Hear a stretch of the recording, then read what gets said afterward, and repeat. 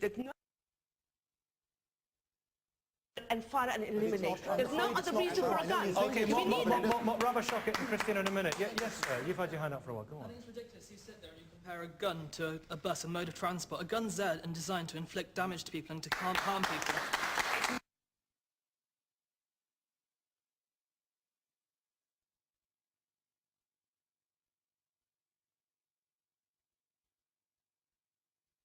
From a very early age. But she was faced with mountain lions and rattlesnakes, and the last time I checked, I didn't see many of those in England. I do agree we have some of the most rigorous gun laws, but I think the Prime Minister is right. No knee-jerk reaction, but maybe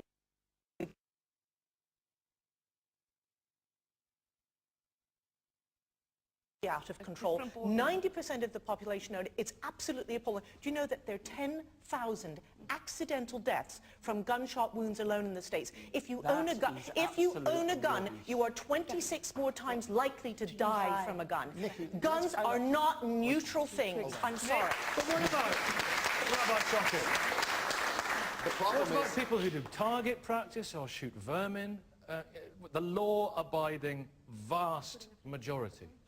The reality is that you're always going to have someone who's going to flip out, and if he's not going to have a gun, he will have a machete or something else. I grant you he will not have the ability to then go off and kill 13 people, but it's not a numbers game. He'll still kill 2, 3, maybe more.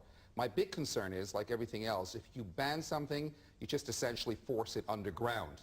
And someone who's going to have that flip-out moment is going to try and obtain a gun anyway in order to be able to carry out the rampage that he did. I'm not sure banning really is the answer. I think we have to be more innovative in regard to the tighter controls that we have. And that would include even assessing people annually if necessary, just to see where their state of mind is at, etc., to determine. And if it's necessary, you take it away. Can I just say something at this point? We've had lots of breaks in our transmission, and apologies at home if it's ruining your enjoyment of this morning's big question.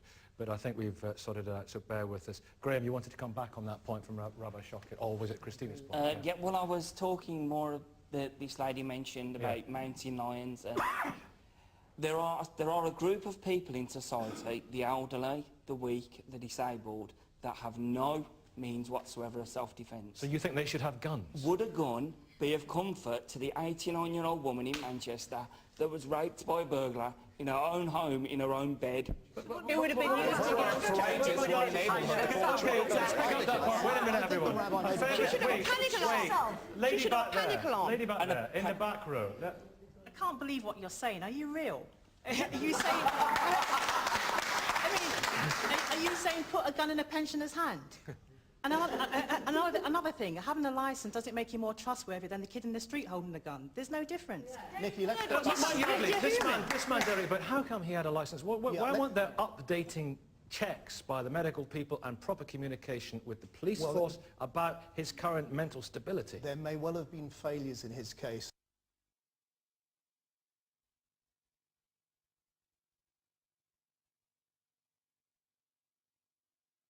They've got a right to consider the guns, they've got the right to look at the law and see if it could be improved. In my own opinion, we have very little gun crime in this country. Roughly speaking, about 50 homicides a year, sometimes it changes, compared to more than 10,000 in the States. I think our system... So let me ask you the question.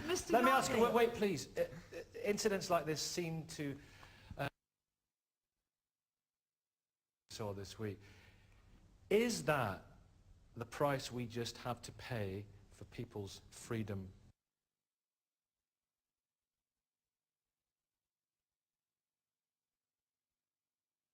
Or 15 years. Yes. If you look to countries like Germany, Finland, Australia, they've had their incidents too. Now, there is the question of the rights. Is it just inevitable that it will happen when there are guns?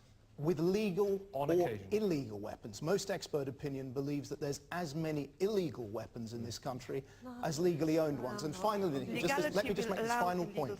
You must consider the rights of 1 million+ honest people who shoot for sport, who've brought honour to this country in the Olympics and other international competition, and the needs of farmers. You can't poison rabbits. You have to use, you're wrong, Lucy. You have to use firearms in the country. You have to use firearms in the country. Peter Shilton, we heard that. You have to use firearms in the country.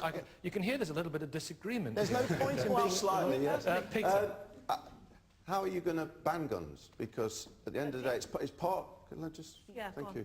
It's part of our life, whether we're using it with our soldiers in the world. Guns are part of the world, whatever reason they're used for, and mostly for obviously the armed forces. Well, there is an argument. But obviously Some people fault Peter for banning them in private hands. What private I'm saying is, I mean, obviously, you can't legislate for something that happened the other day. I mean, one person particularly flips, and the stuff that goes on in TV these days, you know, it kind of encourages that sort of behaviour if you're that mentally that way. What I'm saying is, how do you ban the gun? Because even if you get the legislation stricter than what it is now, people in crime, they'll get guns from anywhere. Okay, how do you ban it? Let's pick this question. And all right, you may have the legislation, but you're still not going to stop somebody getting a hold of a gun.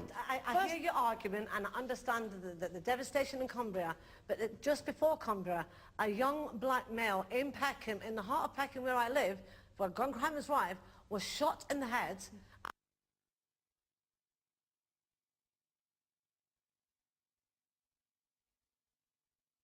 No. It was from an Uzi submachine gun. That wasn't it.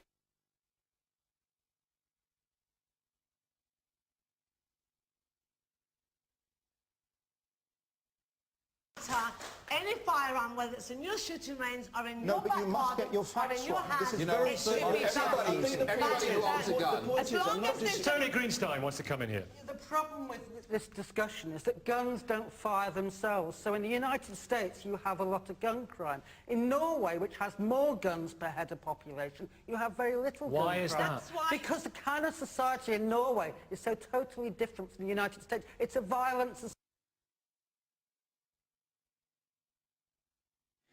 Well, we are so sorry about this very persistent fault which is bugging the big questions this morning. Very frustrating for you, we can appreciate, and I can assure you we're doing all we possibly can here to rectify the problem. Thank you for bearing with us. Rabbi Shockett, we're over here.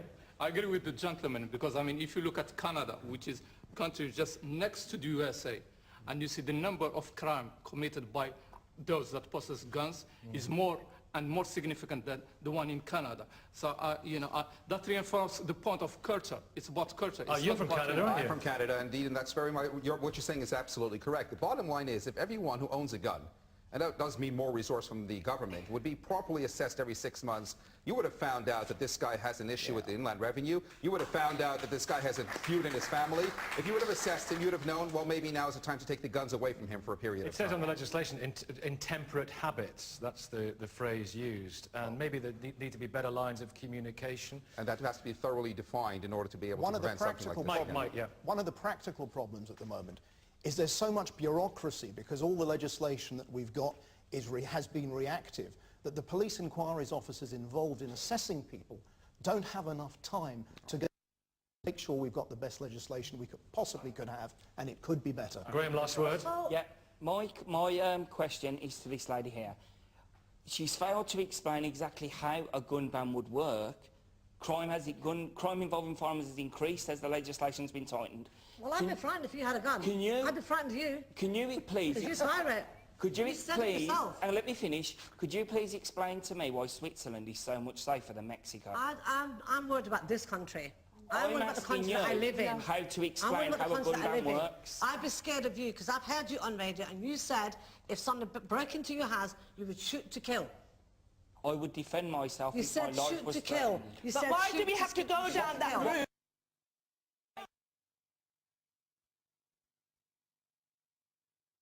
In just a second, just give us a brief thought on this. I think guns should be banned. I think our legislation...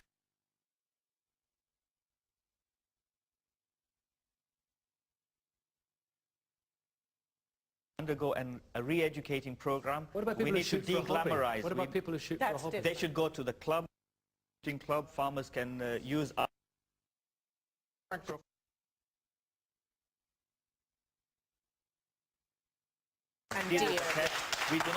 We do not need people to do these things for themselves. It's well-meaning, but it's impractical what I'm you're saying. against the mob rule to suggest that somebody in Cumbria, if they had another firearm, they could have sorted it out. That is mob rule. And we should stop being worried about driving things underground. We seem to be saying every time we legislate something, we'll push things underground. That is what our law enforcing authorities are there